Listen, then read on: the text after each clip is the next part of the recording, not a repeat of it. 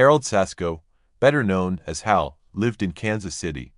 He was born on September 11, 1961, in Tidosville, Florida, and was one of 12 children in the family. His siblings described Harold as a person who was ready to take responsibility in almost any situation. He often helped his brothers and sisters with household chores and was generally very organized. So, it was not surprising that after graduating from college, Hal opened his own pizzeria, and just 2 years later, he expanded his business by starting a second restaurant. This led to his move to Lawrence in late 1990 with his then-wife, Anna, and their 3-year-old daughter, Mendez. Not far away, in the city of Topeka, Hal opened a third restaurant. Harold became dependent on his business, and his hard work and lifestyle focused solely on work did not suit his wife. After all, Hal was not only a business owner but also a husband and father, so his wife and child deserved his attention. Eventually, this led to a serious rift between the couple, and when his wife could no longer endure the lonely life, they decided to divorce. Hal was considered a church parishioner, and he was proud of being not only a man of God but also a respected member of the community. Those around him knew him as a kind, caring, and extremely organized manager, so it came as a real shock to the community when, on January 17, 2014, their so-called good and caring manager suddenly disappeared. The day began like any other Friday. The weekend was just around the corner, and many people went to work to carry out their daily duties. Of course, this day was no exception for the pizza employees. The problem was that when they arrived at work, they found themselves in a quiet and empty restaurant. Usually, Hal was there to unlock the kitchen, but this time he was nowhere to be seen. Even stranger was the fact that it had been several days since anyone had heard from him. Concerned about his well-being, the employees called the police and demanded a welfare check at his home on West 26th Street. Later that day, a police officer was sent to his residence. When he knocked on the front door, he was met with silence. When he knocked on the front window of the house, he also received no response. The officer then looked inside to see if anyone was home, and it was at that moment that he saw the figure of a man lying face down on the floor. Calling for backup, law enforcement officials burst into the house. It was confirmed that the man on the floor was Hal, and moreover, he was lying in a pool of his own blood. It immediately became apparent that he was already dead, and judging by the condition of his body, he had been dead for several days. Moreover, it was not an accident. His hands were tied behind his back with zip ties, which were used to keep him under control. Hal's legs were also tied, but the most horrifying detail was that his throat was cut so deeply that the wound was shattered.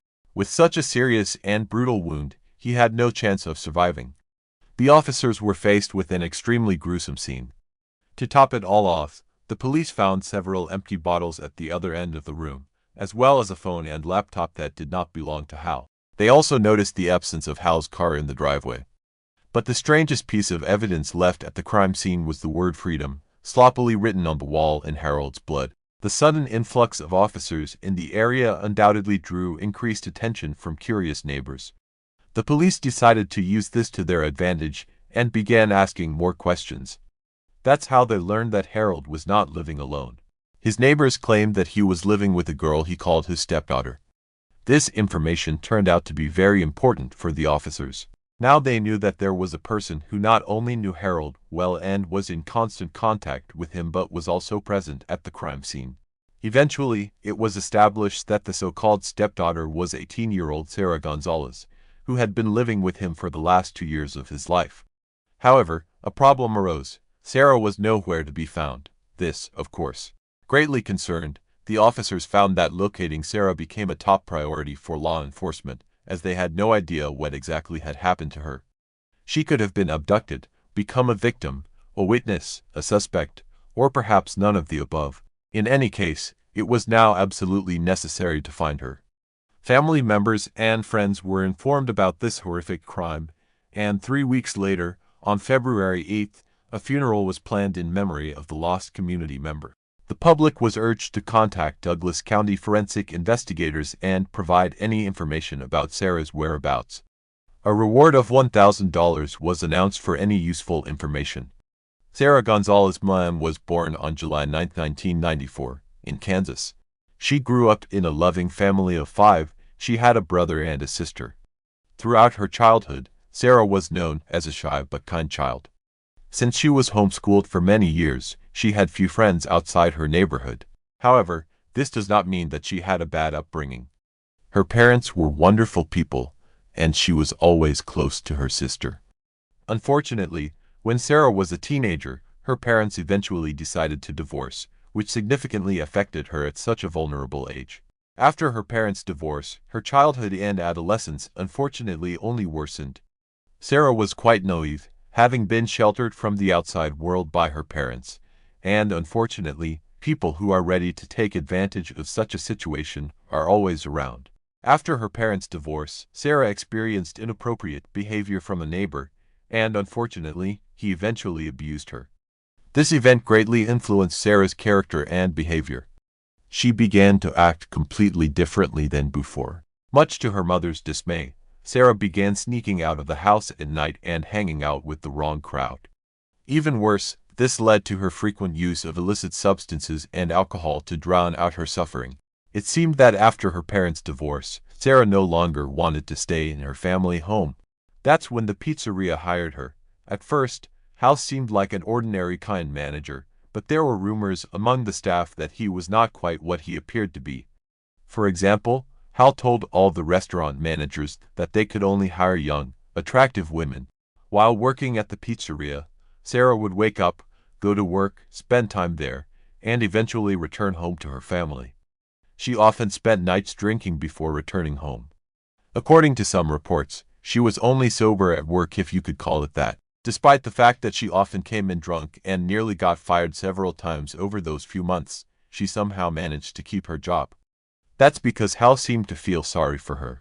He knew that she was vulnerable and needed extra support. She tragically experienced another traumatic event. One such evening, another man attacked her, and to top it all off, this scumbag even burned her with cigarettes. After that, Sarah's already fragile mental health completely crumbled. She stopped going to work, lost friends, and sank into a very dark state. Then she attempted to take her own life. Fortunately, Sarah's family found her in time to call an ambulance. She fully recovered, but it was only after the girl spent 5 months in the hospital. The nicest thing was that after being discharged from the hospital, Sarah received support from loved ones and friends. However, one of these messages of support stood out in particular. It was from her former boss, Hal. After her tragic ordeal, Hal offered to become her personal life coach or even a kind of guardian. He could pick her up, take her somewhere to eat, and even let her express everything that was on her mind. Since there was no one else to turn to, Sarah eventually enlisted his support.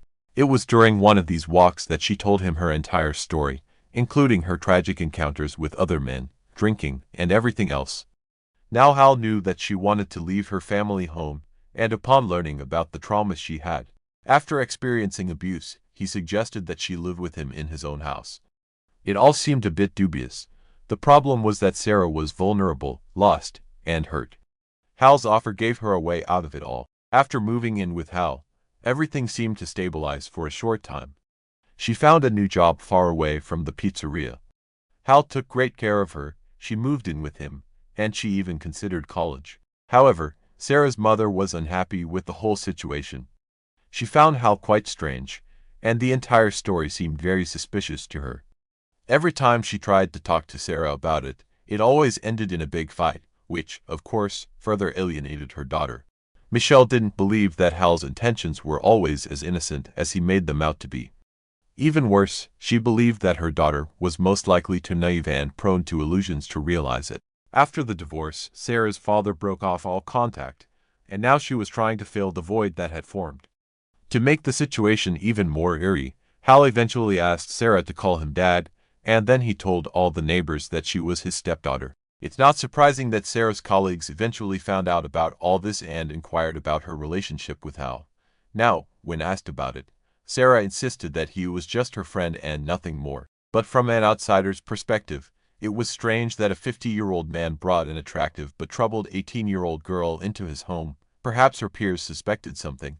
As soon as Sarah settled into the house and began to feel more comfortable, Hal started setting his own boundaries and attitudes towards life, especially when she turned 18.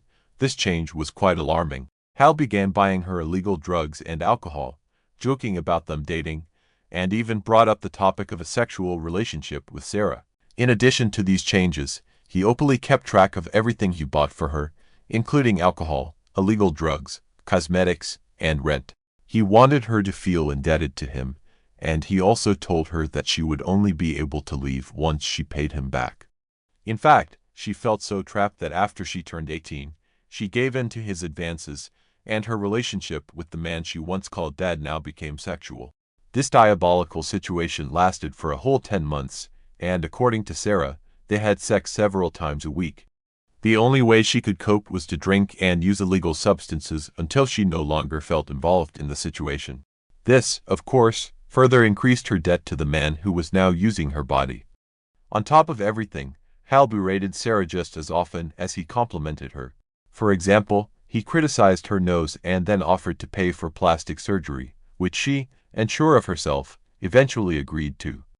It was clear that Hal treated her as his personal property rather than as another human being with feelings. He also paid for her gum implantation, and his next goal was to buy her breast implants. Both of these surgeries cost $16,000, which, of course, was added to the bill, and she had to pay him back when she could afford it. She found herself trapped with no way out. In addition to this, Hal also threatened Sarah, telling her that he had connections if she ever tried to escape.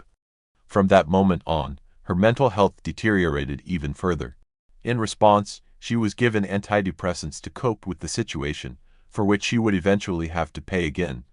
Trapped by the mental trauma of abuse and depression, Sarah's mind became clouded. She repeatedly found herself on the brink, and now, after supposedly finding someone she could rely on, he turned out to be an abuser. Sarah had absolutely had enough, and she began to act in a way that eventually turned the victim into a killer. After visiting a pet store, she bought a rabbit and signed a waiver before taking it home. That same evening, one of Hal's pizzeria managers was visiting the house for dinner and drinks. The manager was shocked when he opened the refrigerator and saw a rabbit carcass instead of beer. Sarah not only admitted that she was responsible for killing the pet rabbit but also stated that it was not the first animal she had killed. Completely bewildered by the situation, the manager politely stayed for dinner but then went home. This was a huge red flag and an indication of what Sarah was potentially capable of. Unfortunately, this sign was ignored. The main question remained whether Sarah was truly capable of killing a person. Although Sarah was initially considered missing, it was soon established that she was actually the prime suspect. Unfortunately, the detectives were not mistaken in their assumptions. They suspected that she had packed all her belongings, taken the dog, stolen Hal's car, and fled to Texas. However, along the way, she changed her plans and headed to Florida. It was warmer there, and the idea of admiring the ocean view seemed pleasant.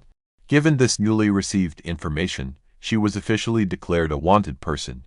Sarah was not only wanted on suspicion of murdering Hal but also as mentally unwell and possibly dangerous to others. Her name was on the lips of many officers across the country, and this continued for 11 days. On January 25, 2014, after being on the run for just over a week and a half, Sarah Mlan was finally found and arrested in Everglades National Park. Not surprisingly, the police officer found her in Hal's stolen car, sleeping next to a loaded gun. They also found $2,400 in cash, 2 more guns, an axe, and a couple of knives, one of which was stained with Hal's blood. A few hours after her arrest, a 3-hour interrogation began during which Sarah confessed to killing the man. According to her version of events, the story unfolded as follows. On January 14, 2014, Hal returned home after a long day at work. The sound system had recently broken down, and he decided to devote the evening to repairing it. He asked Sarah to bring him a beer, and then another, and another.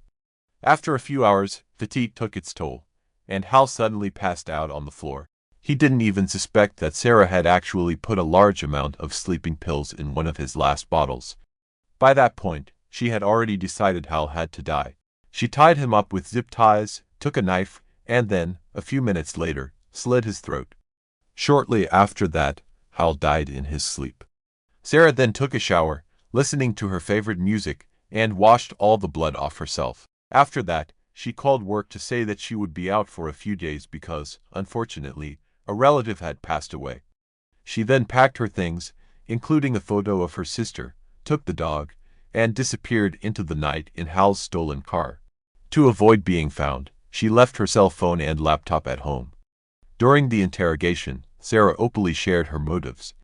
She felt locked in the house and indebted to a man who clearly wanted to possess her. She became his target, was abused, and then turned into his property. Anger clouded her thirst for revenge, and regardless of the consequences, revenge was exactly what she wanted. Sarah also expressed a strong desire to resort to violence. She admitted to killing animals out of curiosity. She also claimed that for 2 years, she had thoughts of violence and noticed that they were progressing. Obviously, Sarah's confession put her in a very difficult position. She not only confessed to killing Hal but also to enduring violence. Given these horrific facts, it became absolutely clear that she would face trial. However, it was also clear that Sarah was undoubtedly mentally unwell, so first and foremost, she would have to undergo a psychological examination. In addition to her recently developed penchant for violence, she also claimed to have memory lapses and felt that she was an observer in her own mind. Not surprisingly, Sarah was eventually diagnosed with dissociative identity disorder. In Sarah's mind, she was not just Sarah. She was also Vanessa, Alice, Neela, and the nameless one. Alice was the weepy and vulnerable side of Sarah, while Vanessa was the strong, militant fighter inside her. Milo was feminine, polite, and liked to please people. But, of course, the saddest version of them was the nameless one, who took on all the consequences of the trauma and depression. When it came to Sarah's trial, her dissociative identity disorder was the main line of defense. She claimed that a girl named Alice wanted to take her own life, but the other personalities convinced her not to. After careful discussion among themselves, they decided that the only way out was to kill Hal. In a clearer and healthier world, Sarah's defense team argued that she was in a state of clinical dissociation when she committed her crime. The abuse Sarah endured while living with Hal is alarming. However, it was ultimately deemed irrelevant, as everything was consensual. From an investigative point of view, this was not compelling evidence. The defense itself also could not be persuasive, as the murder was clearly intentional. Unfortunately for Sarah, although her mental disorder was recognized as genuine, her defense failed to convince the judges, and she was ultimately found guilty of murdering Hal Sasko. She was sentenced to life in prison with the possibility of parole after 50 years. This greatly shocked both Sarah and her family. It became apparent that the abuse she had endured throughout her life and her mental state at the time of the murder were not taken into account when sentencing her, which means that her punishment was much harsher than she deserved. Sarah filed an appeal on the grounds that the abuse she suffered should have been considered during the trial. Unfortunately, by that time, more evidence of Hal's horrible behavior had been uncovered. After analyzing his computers, detectives found that they were literally riddled with illegal pornography. In addition, another woman, whose name remains unknown, claimed that Hal had preyed on both of her daughters. Given all this new evidence, Sarah's appeal resulted in a 50% reduction in her sentence to 25 years. To this day, she still remains behind bars, and that's because although the judge concluded that Hal did indeed abuse his control over Sarah, it doesn't negate the fact that she still committed premeditated murder. Sarah was initially a victim. Hal was a cruel manipulator of young women and did a very good job of deceiving many people in his community. However, some still remember him as an extremely generous person. Hal also had good sides. For example, he was known to have helped many employees get out of financial crises, and whenever someone needed advice, he was always ready to help. Hal's family does not deny his shameful actions but testifies to his positive character. He clearly needed help and did wrong, but he never deserved to die. Although Sarah's family agrees that she must be punished for her crimes, they also believe that the sentence was too harsh for someone trying to escape her abuser. Hal was undoubtedly a favorite of many people, but at the same time, he was a wolf in sheep's clothing. This story is an example of how life circumstances, trauma, and a lack of proper support can lead to tragic consequences. Sarah became a victim of abuse by someone she trusted, and it caused irreparable damage to her mental health. However, this does not justify her actions. the deliberate murder of another human being. This story also demonstrates how important it is to be attentive to those around us and to be able to recognize warning signs. Perhaps if someone had intervened earlier, the tragedy could have been avoided. At the same time, this story raises questions about the fairness of the justice system. Was Sarah's punishment adequate given all the circumstances? Was her mental state and the trauma she suffered sufficiently taken into account? These questions remain open for discussion. Ultimately, this story serves as a reminder that a completely different personality can be hidden beneath the surface, shaped by life experiences and circumstances. Hiding behind a person's appearance, Harold, who many considered kind and generous, actually turned out to be a manipulator and a predator. This story prompts us to be careful in our judgments of others and to always remember that the truth can be much more complex than it appears. Minnie Lagerquist. On the night of Sunday, July 1, 1990, Nancy Lagerquist, an 87-year-old resident at Riverside Healthcare Center, was last seen alive at around 3:30 a.m. A care worker witnessed the elderly woman sound asleep in her bed. She was not distressed and appeared peaceful. The care worker closed her bedroom door and moved on to the next room. Nancy had been a resident at Riverside since December of 1988. Born in Hamilton, Montana, in 1902, she graduated high school at the age of 18 and spent much of her life working as an executive secretary. Nancy was an active member of the Missoula Business and Professional Women's Club. Prior to her retirement, she never married, had no children, and had little in the way of relatives at the time of her death. Those family members, a sister, 2 nieces, and 3 nephews, didn't live near the care home. By all accounts, Nancy lived an ordinary life. In the care home, she was unable to walk and so required around-the-clock assistance. There was nothing about her background to suggest there was a target on her back. At 4:30 a.m., 1 hour after Nancy was checked on at Riverside on July 1st, a worker checked on her room once more. This time, however, the alarm was raised. The 87-year-old was gone. The 5 employees on shift scattered across the building in an attempt to locate the elderly woman, but there was no sign of her. 11 minutes later, at 4:41 a.m., the police were alerted to Nancy's disappearance. Law enforcement promptly arrived on the scene, accompanied by search and rescue teams. They carried out an extensive search of the home and the surrounding area. The residence was located along the Clark Fork River, and boats manned by police officers were dispatched along the water. At 6:30 a.m., the search was called off. Authorities had found Nancy dead near the riverbank about 30 minutes downstream from Riverside. She had been murdered in a manner that was described by police as ritualistic. The circumstances of her death were violent, stemming from sexual assault with an object. Her body was then dumped into the water. To investigators working on the case, it soon became apparent that they would have their work cut out for them. The fact that Nancy's body had been put in the water had washed away any traces of forensic evidence, and her diaper has never been located. The police have never put forward a theory about the weapon used in the murder, and it, too, has never been found. Detectives soon theorized that the culprit had entered and exited through Nancy's bedroom window, which faced the river, as the screen had been cut. However, the perpetrator managed not to leave behind any evidence on the window or sill or in the rest of the bedroom.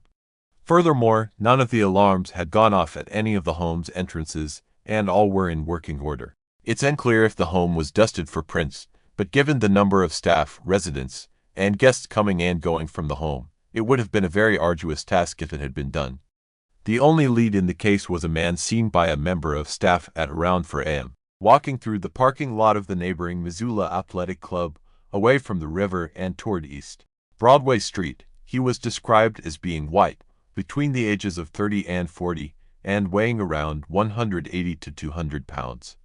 He had light brown, collar-length hair, a mustache, and brown-rimmed glasses. He was wearing an untucked white and brown striped t-shirt, tan button front shorts, and white tennis shoes with white socks. His t-shirt was longer at the back than the front. This man was never considered a suspect but was wanted for questioning. Unclear if he ever made contact with the police or was even identified by them. Reportedly, the description led to the police becoming inundated with reports. Due to Nancy's minimal family ties, a family connection was quickly ruled out, after which the authorities turned their attention to staff members. Staff at the care home would be familiar with its layout and security measures, and would know who was best to target. Investigators felt that the murder could well be an inside job and homed in on one male staff member in particular. He was eventually cleared of being involved but left the care home less than a month later. It is unclear why he left. After ruling out the staff member, the police began to look at the possibility that the crime was the work of an outsider. They noted that security focused on the doors to the home, not the windows, and speculated that Nancy was picked because she was in a room facing the river and was not targeted for any reason more specific than that. They interviewed a man named James Bailey on multiple occasions but eventually dropped him as a suspect. Eventually, detectives looked back at the witness statements they had collected regarding any other potentially suspicious deaths in the home. One nurse had drawn their attention to the demise of an 86-year-old woman named Bara Scott, an Alzheimer's sufferer, who was discovered dead in her bed on May 2, 1990. She was put into restraints at night to stop her from wandering off, and because she'd suffered from heart disease, her death was assumed to be from natural causes. Neither the staff nor her family felt her demise was suspicious, except for the one nurse who had noted a bruise on Bara's neck. She was buried without an autopsy. Around the time of Bara's death, the care home staff had also noticed that there had been some tampering with the windows of the physical therapy room, although nothing ever really came of this. On the back of the nurse's comments, the police decided to exhume Bara's body and double-check her cause of death. Her family was shocked when the police announced that she had actually been raped before being strangled to death. Bara's life was rather different from Nancy's. She had been born in Pennsylvania in 1904 and was married 20 years later. She had moved to Missoula just 2 years before her death so that she could be closer to one of her surviving children. 4 of her 6 children had died before her, though she was succeeded by a vast number of grandchildren. During Bara's medical examination, it was discovered that DNA had been left behind. Although a sample was collected, it was too degraded to produce a DNA profile that would help the police find her killer. From here, both cases grew cold. In 1992, a man from another care home was arrested for sexually assaulting one of the residents. However, he was in prison at the time of the murders. The police also suspected Lloyd Chase Allen of being involved that same year, but he too was behind bars when the crimes were committed. In 2002, the Missoulian reported that several of the care home residents had spoken of a man who roamed the halls at night, but staff had never been sure if he was real or not because the residents' memories and testimonies were often unreliable. It's possible this man was real and that there are more cases like Bara's where residents were killed but deemed to have died from natural causes. However, without DNA evidence, a confession, or further investigation, it seems likely we will never see this case solved. Kaiser of Stops, Pretty Places, born on August 14, 2001, Kurups Pretty Places and her large family were members of various Native American reservations in Montana, including the Crow and North Cheyenne nations. An extremely athletic individual, Kurup was fond of basketball, football, running cross-country, and wrestling. In her teen years, she had performed in several plays at Hardin High School and participated in the school's choir. She had a big heart and was described as compassionate and loving by all those who knew her. She could often be found tending to stray animals in her spare time. But Kaiser's biggest ambition was to become a performer. She wanted to act and sing, and the future looked bright for the determined teen until her life was horrifically ripped away shortly after her 18th birthday. Kaiser was last seen on August 24, 2019, in Hardin, a rural town less than half a mile off the Crow Reservation, where she lived with her legal guardian and grandmother, Yolanda Frazier. It's unclear where the teen was aiming to go, but one thing is for certain: she never returned home. She had planned the following day to meet with her mother to visit North Dakota, but she failed to turn up for this get-together. Her family quickly noticed that their texts were going unanswered, their phone calls simply rang, and that Kaiser was not active on social media, which was perhaps the most telling clue of all that something was wrong. Later that day, Kaiser's aunt, Priscilla Bolali, went to report her niece missing to the Bighorn County Sheriff's Office but was told there was a mandatory waiting period before the report could be filed. This was later proven to be a lie.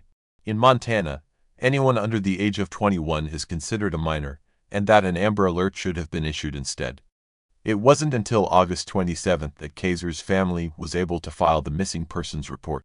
The police reportedly told Priscilla that the teen was probably out with her friends. There is no record that following her disappearance, law enforcement attempted to search for the teenager. They also didn't hand out flyers, which may have helped trace her final movements and prompt witnesses to step forward. Priscilla felt that because of Kaiser's troubled past and history of running away, law enforcement didn't take her case seriously. Although much of the 18-year-old's past remains a mystery to the public, it has been noted in recent articles that she had some issues with alcohol. In April of 2019, she was found unresponsive at school because she was heavily intoxicated, and she had to be rushed to the Then, on August 29th, a passing jogger discovered Kaiser's body by a wood pile in the backyard of a home at the intersection of Mitchell Avenue and Rangeview Drive in the Hardin suburb, where she was last seen alive 5 days earlier. The homeowner was out of town when her body was found and had no connection to the teenager. Kaiser's family were not notified immediately that a body had been found. Reports of a teenager's remains being discovered began circulating on social media, and the family caught wind of the rumors. They began to fear the worst. Priscilla went to the scene to ID the body but was turned away without being able to view the remains, and the local media were not alerted to the fact that a body had been found. Kaiser's mother, along with Yolanda, then went to the local morgue so they could view the body on September 1st, but they were informed that the body didn't belong to the missing teen, and so the family continued the search. It wasn't until 10 days later that it was revealed that the body was, in fact, Kaiser's. The coroner ruled that she had perished on August 26th and that her death was suspicious. Her remains were already badly decomposed, so the cause of death could not be determined. Asphyxiation could not be ruled out. Following this discovery, the teenager's family kept the pressure on law enforcement to investigate the death.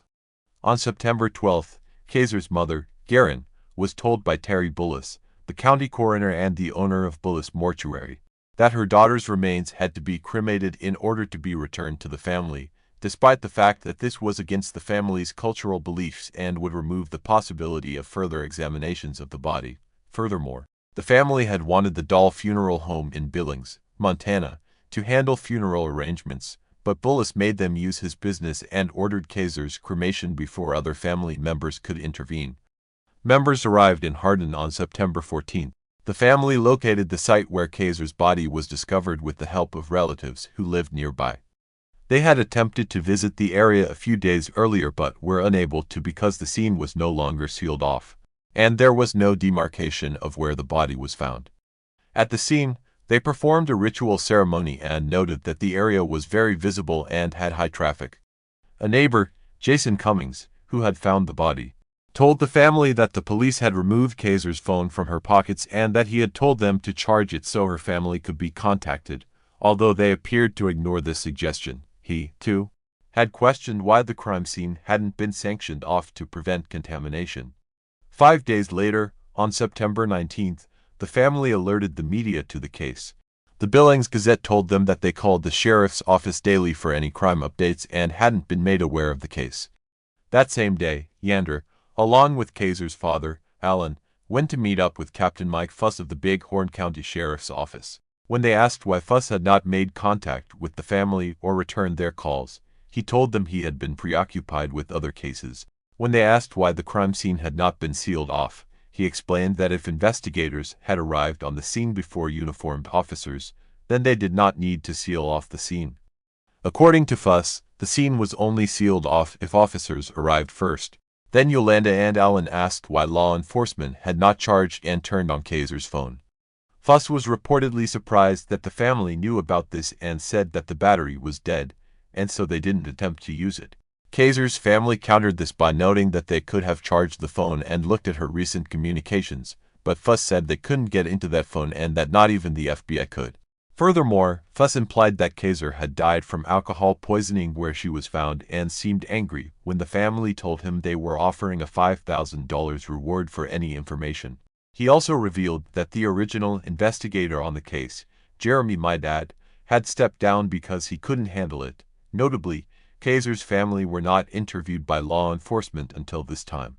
They also spoke with the Big Horn County attorney, Jay Harris, who told the family that the coroner, Terry Bullis, had a conflict of interest in his position as a funeral home business owner and the county medical examiner.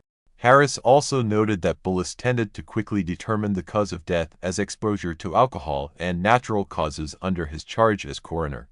However, Harris was otherwise reportedly brusque and rude towards the family and failed to provide them with clear answers to any of their questions, at one point telling them, "How do you know that nothing is being done?" On the 23rd, the family were notified that no missing persons report had been filed for Kaiser and that her name was not in the missing persons database. A week later, the FBI declined to take the case on, stating they needed more evidence that Kaiser was murdered on the reservation. Interestingly, just days before Kaiser vanished, she had filmed a video of several police officers beating her 15-year-old, wheelchair-bound brother and uploaded it to social media. The incident involved several deputies from the Bighorn County Sheriff's Office, leading to several officers being reprimanded. It is believed one of the officers who responded to the scene where Kaiser's body was found was one of those involved in the beating.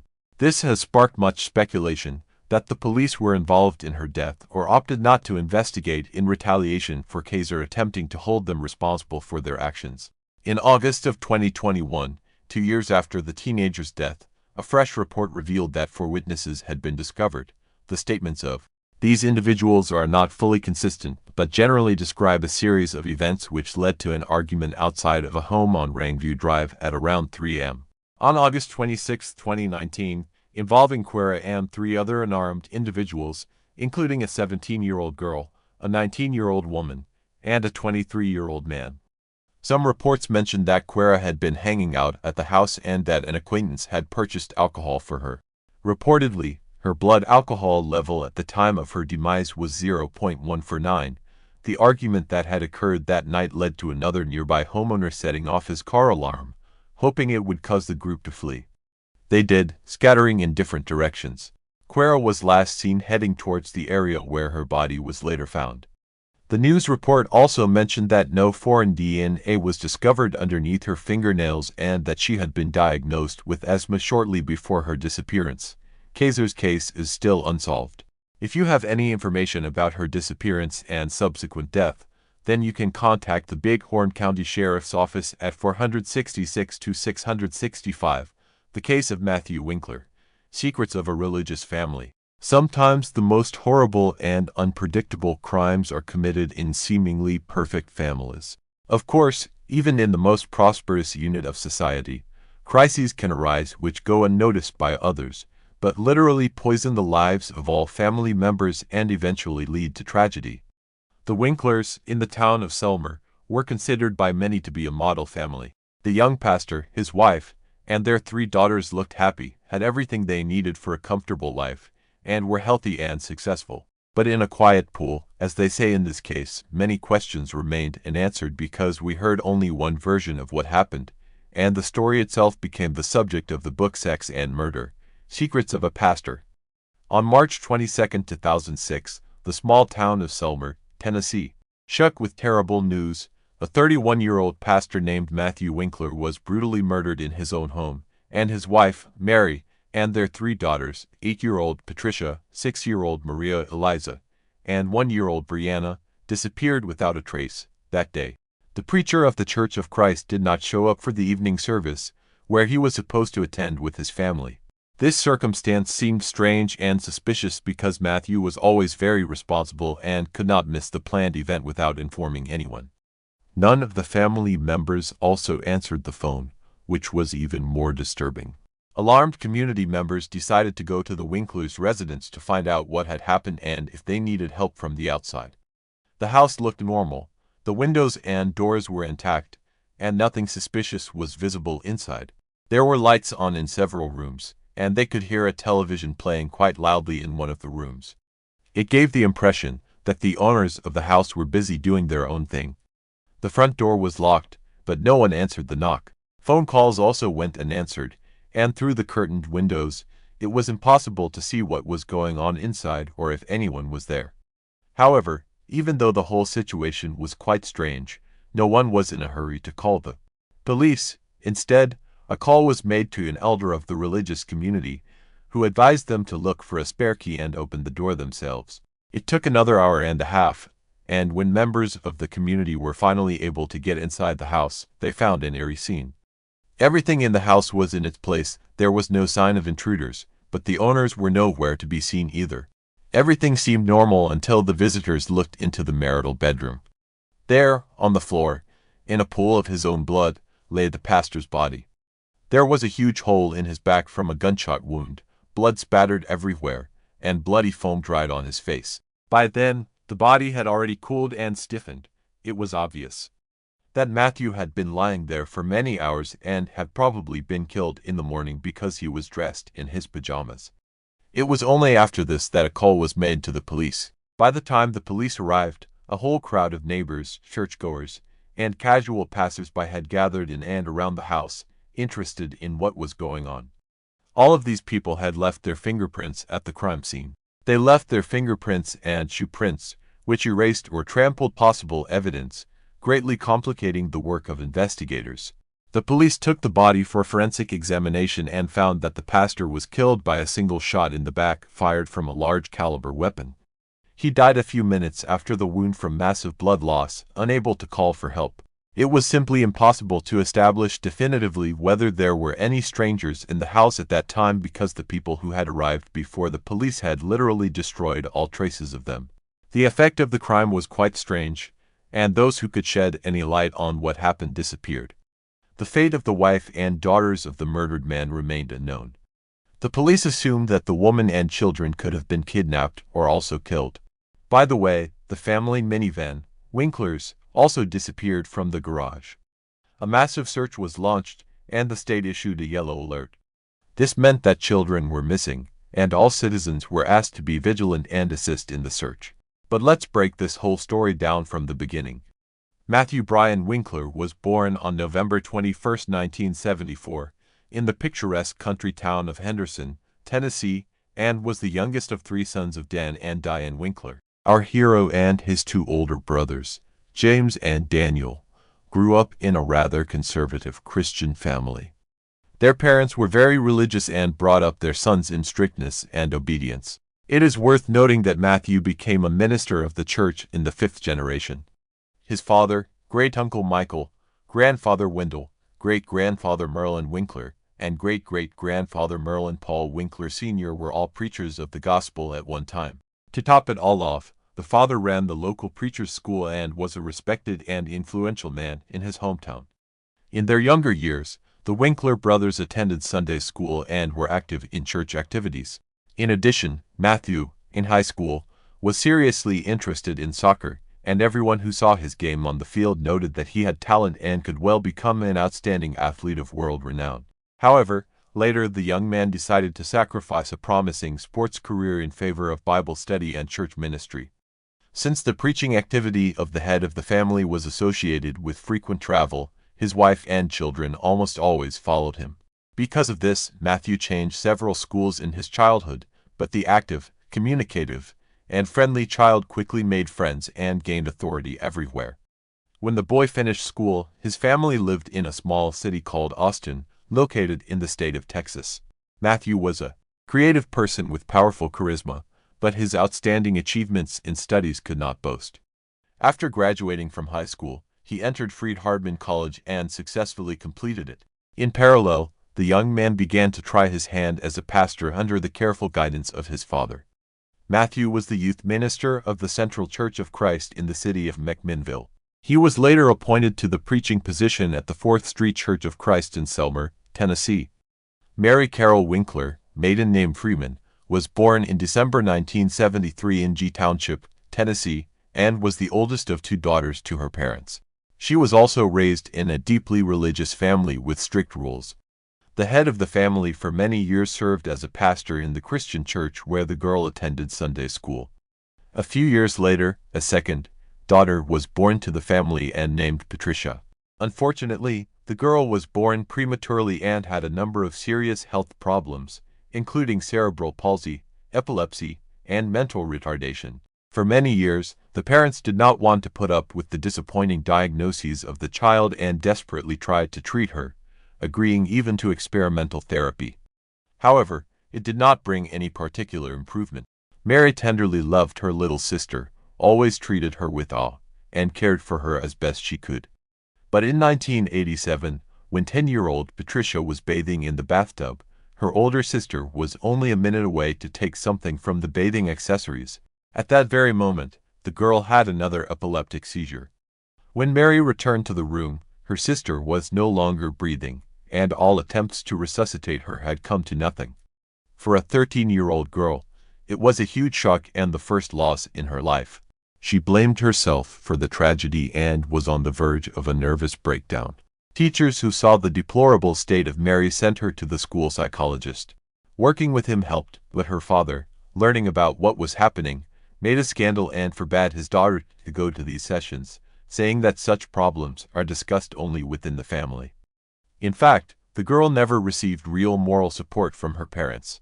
Mary grew up modest and quite shy. She tried to avoid any conflicts, and after the tragic death of her little sister, she became withdrawn.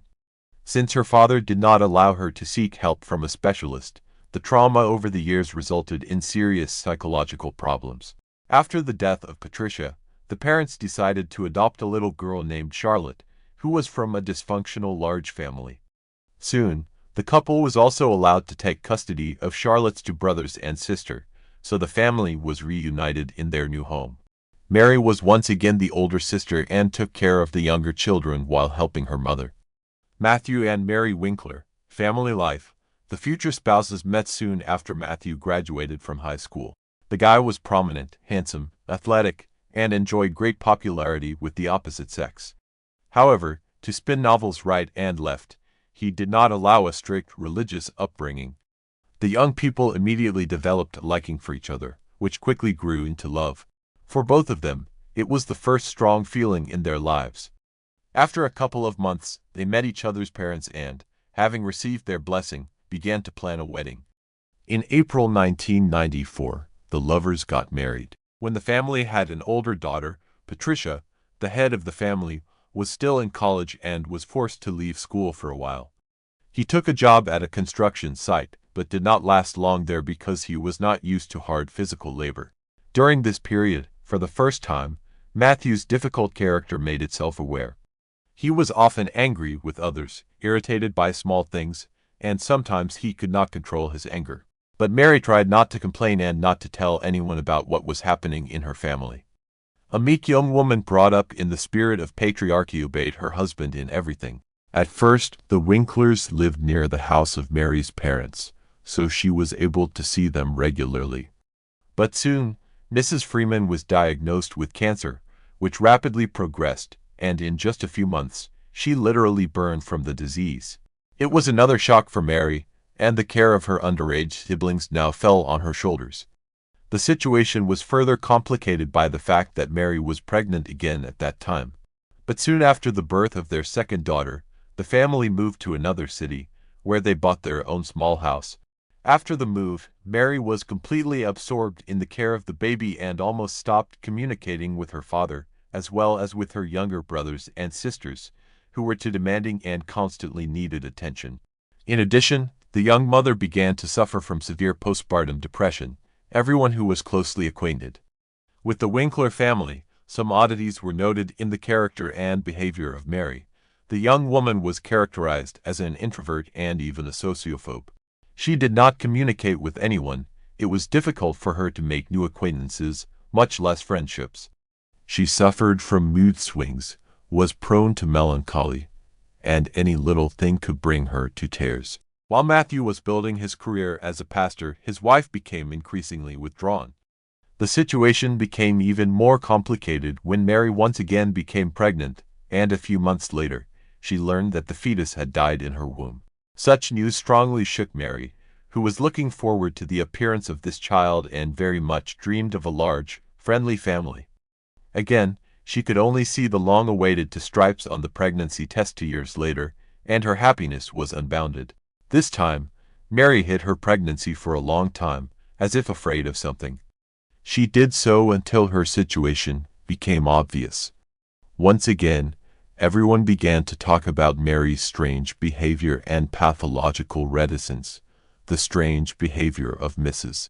Winkler was associated not only with the severe psychological trauma she suffered in childhood but also with a very unhealthy environment within her own family, which only undermined her already unstable nervous system. The head of the family was a man of authority and demanded unconditional obedience. Despite the fact that, in public, the Winklers looked like an ideal married couple where there was trust, mutual respect, and harmony, in reality, their neighbors had repeatedly heard how the husband shouted and snapped at his wife for no apparent reason.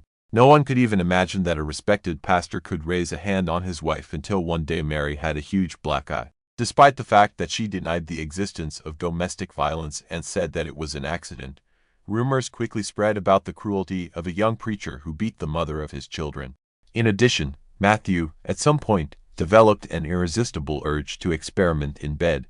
He offered his wife to diversify their intimate life with role-playing games, adult toys, and so on. But for Mary, brought up in strictness with conservative views, such was unacceptable. She strongly restricted her husband in this, which infuriated him, and he repeatedly tried to get what he wanted by force. One day, after another abuse in bed, Mary called her only close friend in tears and complained to her about the situation. The friend, who promised to keep her secret, immediately blabbed about everything, which provoked a new wave of rumors and gossip about the unacceptable behavior of the clergyman. At that time, Matthew was up for promotion and aspired to be a local church leader, but he was rejected because of the rapidly spreading unpleasant rumors about him.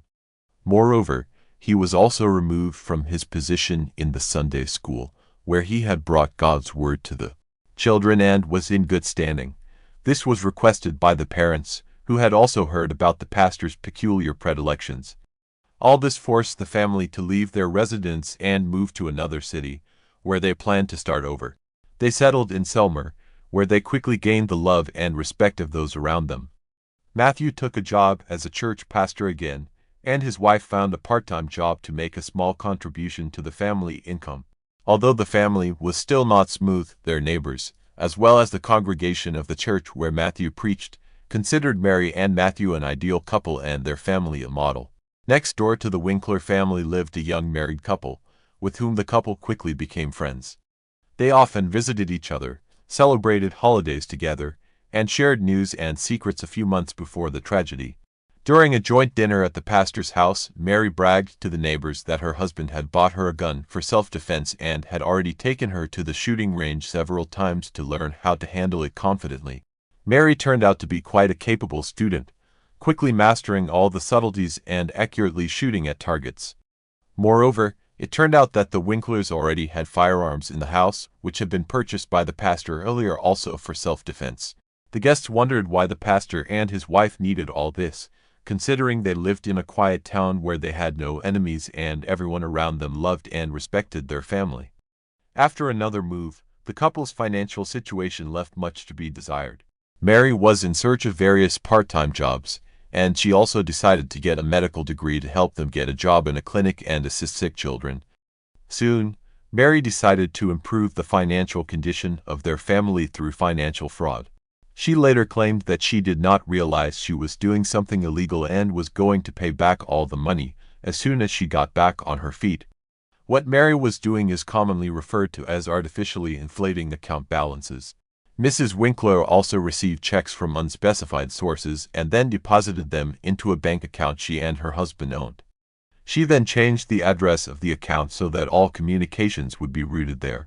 The total amount of checks she received was almost $177,000, which aroused certain suspicions among the bank employees, who decided to invite the couple to the office branch to clarify the circumstances and resolve the situation. However, the pastor and his wife never showed up at the bank, which aroused even more suspicion. It was assumed that Matthew was not aware of what his wife was doing at all. However, after Matthew's death, his wife tried to prove in court that the whole story of fraud was his idea and that he was the one who forced her to make dubious transactions while he himself remained in the shadows, without arousing suspicion. Where had Mary disappeared to? When Mr. Winkler was found murdered in his own home, his wife and daughters were put on the wanted list, fearing that they too might be in mortal danger. Initially, the meek, shy, and homely Mary was viewed solely as a possible victim of the crime. However, After talking to neighbors and receiving information from the bank about financial fraud, she became the main suspect in the murder of her own husband. It was necessary to find out as soon as possible where Mary had disappeared to, where the children were, and if they were all right. They, as well as their family car, were put on the wanted list. Attempts were also made to trace transactions made from Mary's bank card and to locate her through her cell phone signal. Mary was found just a day later in an Alabama resort town, where she and her children were having fun at a local amusement park. It was as if the mother wanted to give her children one last party, realizing that she would soon be going to prison and would not see her girls for a long time. When the family was taken to the police station to testify, the two older daughters confidently told the same story.